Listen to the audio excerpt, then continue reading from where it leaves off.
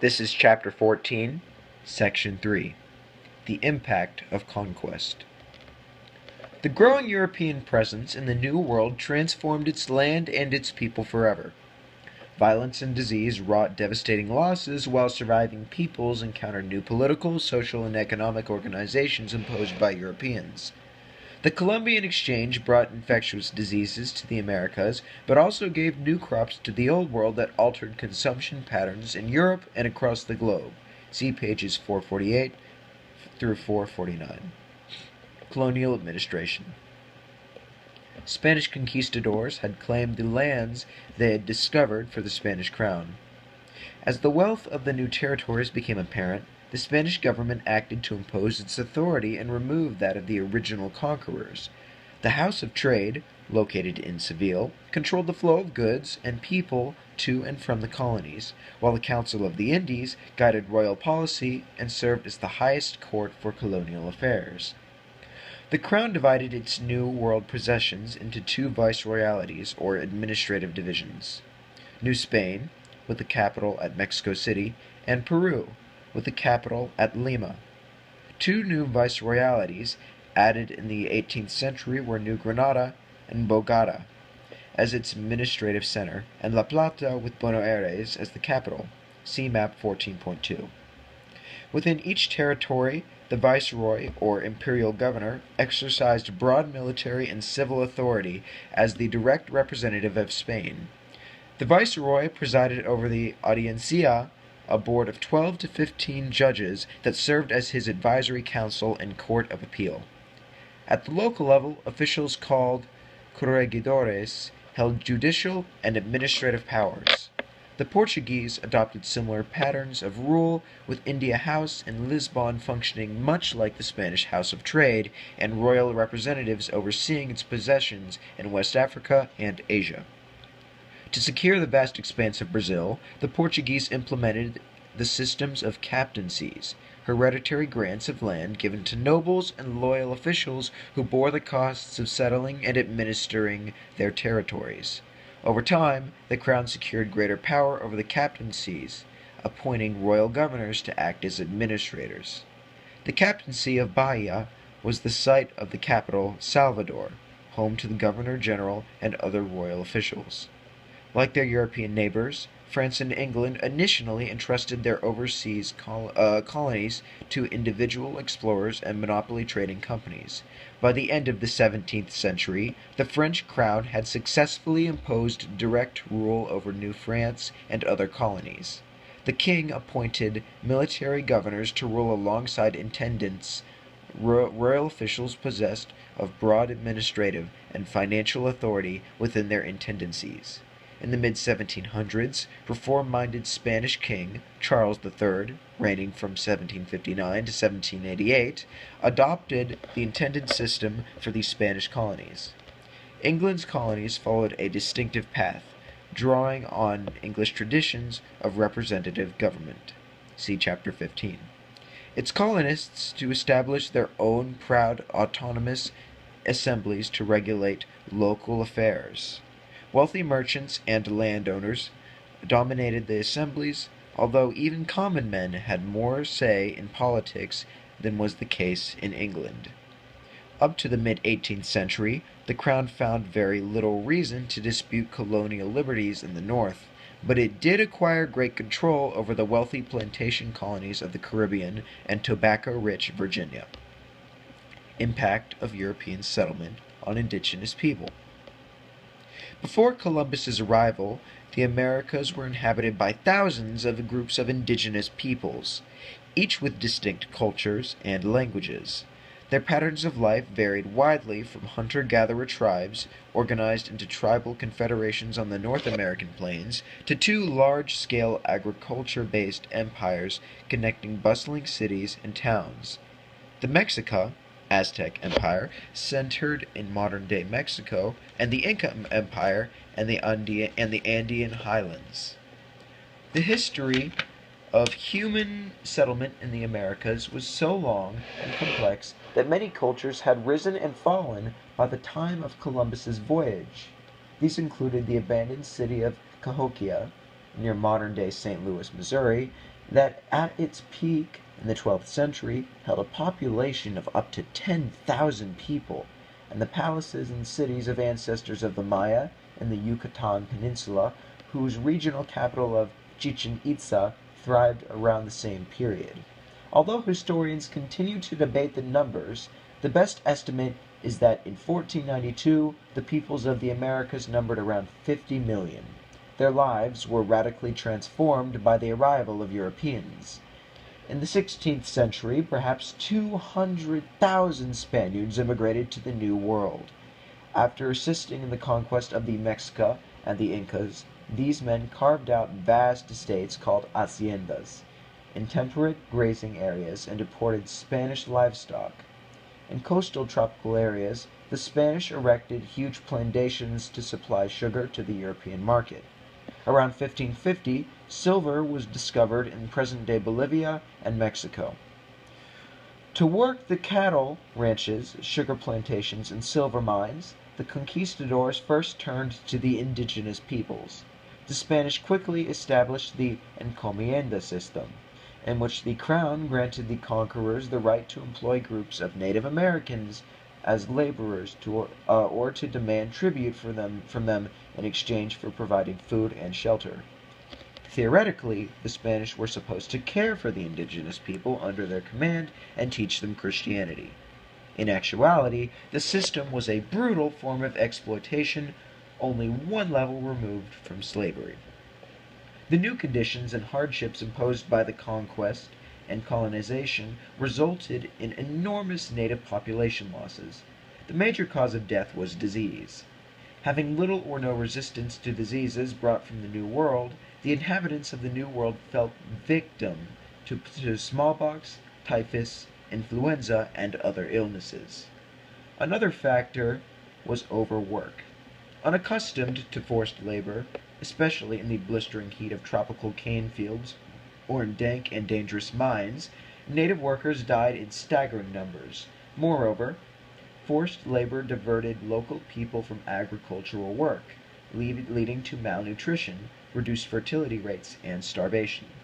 Women forced to work were separated from their infants, leading to high infant mortality rates in a population with no livestock to supply alternatives to breast milk. Malnutrition and hunger in turn lowered resistance to disease. Finally, many indigenous peoples also died through outright violence and warfare. The Franciscan Bartolomé de las Casas, 1474 to 1566, was one of the most outspoken critics of Spanish brutality against indigenous peoples. Las Casas documented their treatment at the hands of the Spanish. To these quiet lambs came the Spaniards like most cruel tigers, wolves, and lions, enraged with a sharp and tedious hunger. For these 40 years passed minding nothing else but the slaughter of these unfortunate wretches, whom, with divers kinds of torments, neither seen nor heard of before, they have so cruelly and inhumanly butchered, that of 3 millions of people which Hispaniola itself did contain. There are left remaining alive scarce 300 persons. Las Casas and other missionaries asserted that the Indians had human rights, and through their persistent pressure the Spanish Emperor Charles V abolished the worst abuses of the encomienda system in 1531. Franciscan, Dominican, and Jesuit missionaries who accompanied the conquistadors and other European settlers played an important role in converting indigenous people to Christianity, teaching them European methods of agriculture and instilling loyalty to their colonial masters. In areas with small Spanish populations, the friars set up missions for a period of 10 years, after which established churches and priests would take over, and they could move on to new areas. Jesuits in New France also established missions far distant from the centers of French settlement. Behind its wooden palisades, a mission might contain a chapel, a hospital, a mill, stables, barns, workshops, and residences from which the Jesuits traveled to spread the word of God. Missionaries' success in conversion varied over time and space. In Central and South America, large-scale conversion forged enduring Catholic cultures in Portuguese and Spanish colonies. One Franciscan missionary has estimated that he and his colleagues had baptized between 4 and 9 million indigenous people in New Spain by 1536, although these figures must be significantly inflated, both by the exaggeration of zealous missionaries and by multiple baptism of the same individuals. They suggest the extensive Christianization underway among the native population. Galvanized by their opposition to Catholicism and fueled by their own religious fervor, English colonizers also made efforts to convert indigenous people. On the whole, however, these attempts were less successful, in part because the English did not establish wholesale dominance over large native populations as did the Spanish. Rather than a straightforward imposition of Christianity, conversion entailed a complex process of cultural exchange. See primary source 14.5. Tenochtitlan leaders respond to Spanish missionaries. At the right. Catholic friars were among the first Europeans to seek understanding of native cultures and languages as part of their effort to render Christianity comprehensible to indigenous people. In turn, Christian ideas and practices in the New World took on a distinctive character.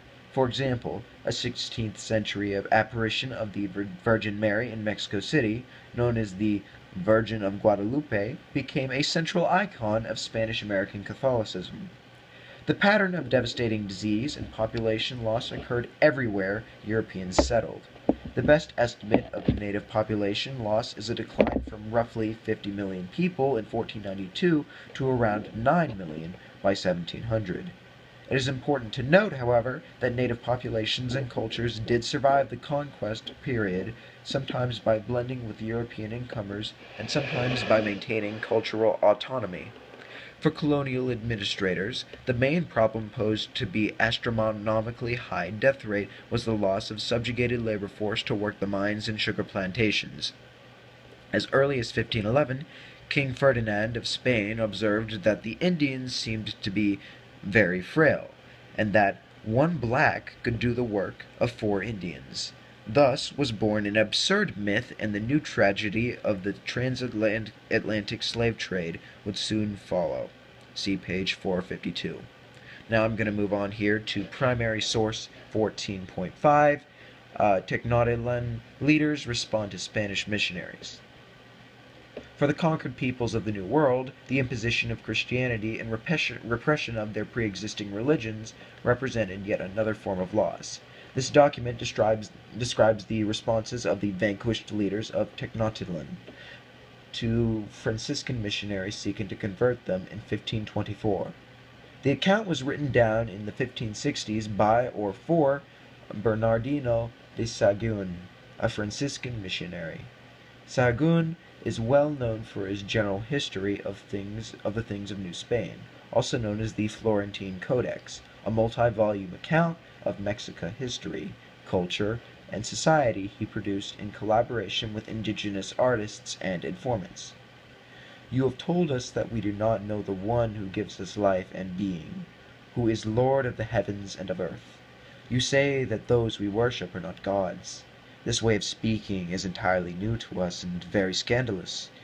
We are frightened by this way of speaking because our forebears, who engendered and governed us, never said anything like this.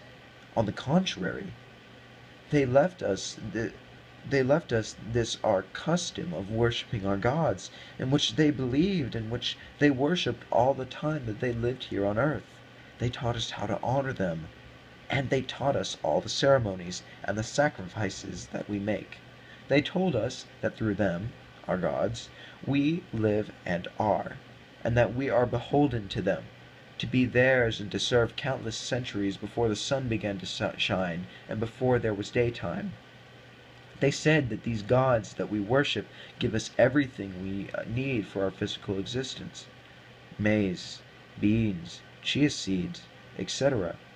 We appeal to them for the rain to make the things of the earth grow. These, our gods, are the source of great riches and delights, all of which belong to them. They live in very delightful places where there are always flowers, vegetation, and great freshness, a place unknown to mere mortals, called Tlalocan, where there is never hunger, poverty, or illness. It is they who bestow honors, property, titles, and kingdoms, gold and silver, precious feathers and gemstones. There has never been a time remembered when they are not worshipped, honored, and esteemed. Perhaps it is a century or two since this began. It is a time beyond counting. It is best, our lords, to act on this matter very slowly with great deliberation. We are not satisfied or convinced by what you have told us, nor do we understand or give credit to what has been said of our gods. All of us together feel that this is enough to have lost, enough that the power and royal jurisdiction have been taken from us. As for our gods, we will die before giving up serving and worshipping them. And that's the end of primary source 14.5. Next up, life in the colonies. Many factors helped to shape life in European colonies, including geographical location, religion, indigenous cultures, and practices. Patterns of European settlement and cultural attitudes and official policies of the European nations that claimed them as empire. Throughout the New World, colonial settlements were hedged by immense borderlands where European power was weak, and Europeans and non-Europeans interacted on a more equal basis. Women played a crucial role in the creation of new identities and the continuation of old ones. The first explorers formed unions with native women through coercion or choice, and relied on them as translators and guides to form alliances with indigenous powers. As settlements developed, the character of each colony was influenced by the presence or absence of European women. Where women and children accompanied men, as in the British colonies and Spanish mainland colonies, new settlements took on European languages, religion, and ways of life that have endured with input from local cultures to this day. Where European women did not accompany men, as on the west coast of Africa and most European outposts in Asia, local populations largely retained their own cultures, to which male Europeans acclimatized themselves. The scarcity of women in all colonies, at least initially, opened up opportunities for those who did arrive, leading one cynic to comment that even a whore, if handsome, makes a wife for some rich planter. It was not just the availability of English women that prevented Englishmen from forming unions with their indigenous women. English cultural attitudes drew strict boundaries between civilized and savage, and even settlements of Christianized native peoples were segregated from the English. This was a strong contrast with the situation in New France, where royal officials initially encouraged French traders to form ties with indigenous people, including marrying local women. Assimilation of the native population was seen as one solution to the low levels of immigration from France. Most women who crossed the Atlantic were Africans, constituting 4/5 of the female newcomers before 1800. Wherever slavery existed, masters profited from their power to engage in sexual relations with enslaved women. One important difference among European colonies was in the status of children born from such unions. In some colonies, mostly those dominated by the Portuguese, Spanish, or French, substantial populations of free people of color descended from the free children of such unions. In English colonies, masters were less likely to free children they fathered with female slaves. The mixing of indigenous peoples with Europeans and Africans created whole new populations and ethnicities and complex self-identities. In Spanish America, the word mestizo, métis in French, described people of mixed Native American and European descent. The blanket terms mulatto and people of color were used for those of mixed African and European origin. With its immense slave base, plantation agriculture system, large indigenous populations, and relatively low Portuguese immigration, Brazil developed a particularly complex racial and ethnic mosaic. Now I'm going to draw your attention down to this picture on the bottom left, which is titled A Mixed Race Procession. Incas used drinking vessels, known as carros, for the ritual consumption of maize beer at feasts. This carro, from the early colonial period, depicts a multiracial procession. An Incan dignitary is preceded by a Spanish trumpet player and an African drummer. This is believed to be one of the earliest visual representations of an African in the Americas. The Columbian Exchange. The migration of peoples to the New World led to an exchange of animals, plants, and disease, a complex process known as the Columbian Exchange. European immigrants to the Americas wanted a familiar diet, so they searched for climatic zones favorable to those crops. Columbus had brought sugar plants on his second voyage. Spaniards also introduced rice and bananas from the Canary Islands, and the Portuguese carried these items to Brazil. Everywhere they settled, the Spanish and Portuguese brought and raised wheat with labor provided by the encomienda system. Grapes and olives, brought over from Spain, did well in parts of Peru and Chile. Not all plants arrived intentionally. In clumps of mud on shoes and in folds of textiles came the seeds of immigrant grasses, including the common dandelion. Apart from wild turkeys and game, Native Americans had no animals for food. Moreover, they did not domesticate animals for travel or use as beasts of burden, except for alpacas and llamas in the Inca Empire. On this second voyage, in 1493, Columbus introduced horses, cattle, sheep, dogs, pigs, chickens, and goats. The multiplication of these animals proved spectacular. The horse enabled the Spanish conquerors and native populations to travel faster and farther and to transport heavy loads. In turn, Europeans returned home with many food crops that became central elements of their diet. See Living in the Past, Foods of the Columbian Exchange, page 450. Disease brought by European people and animals was perhaps the most important form of exchange. The wave of catastrophic epidemic disease that swept the Western Hemisphere after 1492 can be seen as an extension of the swath of devastation wreaked by the Black Death in the 1300s. First on Asia and then on Europe. The world after Columbus was thus unified by disease as well as by trade and colonization. Now, that was section 3 of chapter 14. If you have any feedback at all, please do let me know. I want to be able to make this an improved process and maybe get people doing this if it does actually help people study. Anyways, thanks for listening, and have a nice night.